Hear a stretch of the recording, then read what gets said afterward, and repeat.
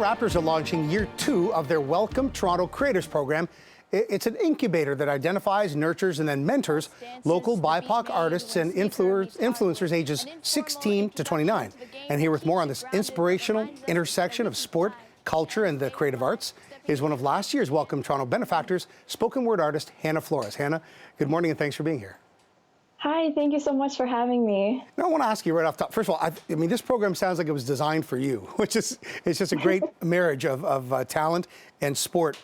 I want to know, what kind of mentorship did you get? Was it sort of focused on your craft, or was it more about kind of honing and liberating your talent and your leadership skills?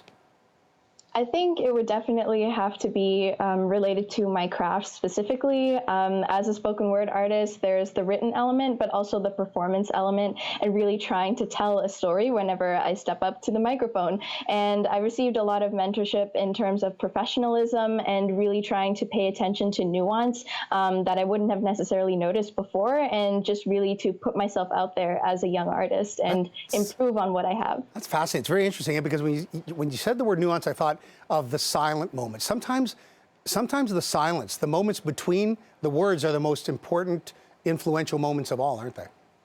Yes, definitely, for sure. I want to know, where and how was the work you did showcased? For people that aren't familiar, it was on socials and it was during a broadcast too, right?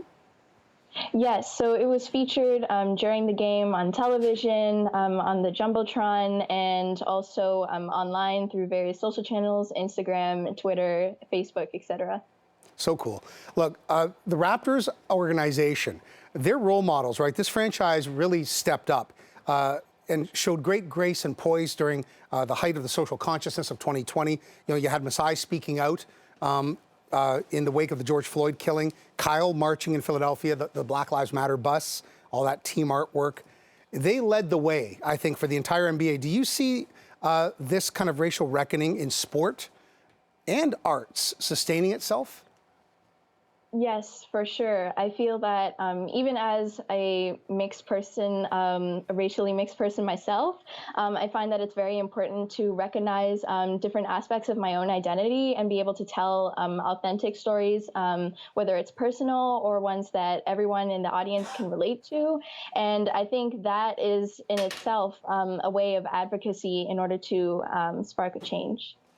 And, you know, the creative arts, how far can they go, do you think, Hannah, towards, you know, provoking dialogue and going for real results for BIPOC creators in this country post-pandemic, right? Because this is a long game and the pandemic has been tough.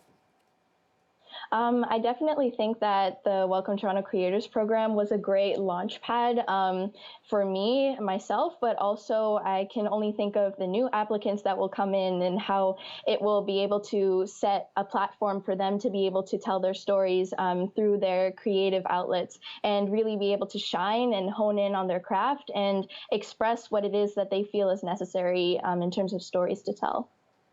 So open your artist notebook for us and tell what's on your agenda. I mean, do you have one? What are the things you want to be able to express more about?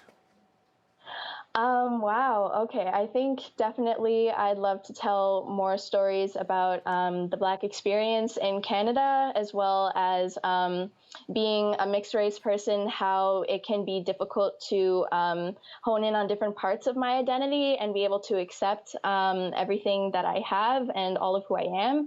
And also just being able to create items that will be able to tell stories of my own, but also provoke a sense of seeing beyond what people already know.